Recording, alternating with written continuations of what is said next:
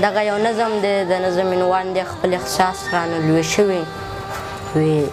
داسې ډېرې څو خبرې مې په زړه دي که بیان یې کړم نو څنګه به درته ښکاري ښسې نه چې غریبۍ پورې مې خاندې ښسې نه چې بیا ملنډې راپسې کړي خو ارمان د دې خبرې چې دیاړي غواړم نو ښکارم ماشوم که زه سوال کوم نو خلک راپورې خاندي د بدبختې ورځې سوچ مې بالغ شوی زه ماشوم یم خو احساس رانه لوی شوي د بدبختې ورځې سوچ مې بالغ شوی زه ماشوم یم خو احساس رانه لوی شوی بې له تا نه مې اسره په جهان نشته د روژې د ماښامي به درته سویم د ملا د خولې ازار نه ته قیامت شي چې د خلکو د رستخان د توغام ډک یو زما په درستخان صرف اوبه وي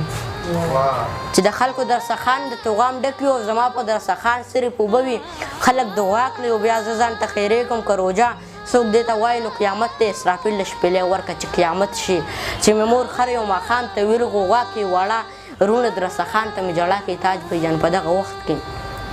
اسرائیل آواز ورکړه چې مونږ بوځي د جنت خوږو میوو له ډک نیرونه د شرابو اوبو تا خو ویلی دی چې خورې به در کومه خورې خم خري د خو خېټه مې مړه که د اختر غونټې ښایسته راته روجه که د اختر په ورځ به خو هم دغسې مرمه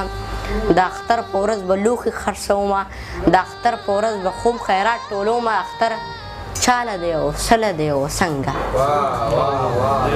اختر چاله دی او سله دی او څنګه د اختر په ورځ پیزار ته مې زړه کېږي د اختر په ورځ مې ښې کپړې خوښېږي لویه خدایه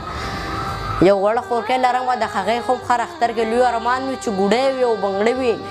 ماشومان وي ښې والې وي او نتکې وي او پیزوان وي د اختر دغه یو ورځ به کله راشي چې مندر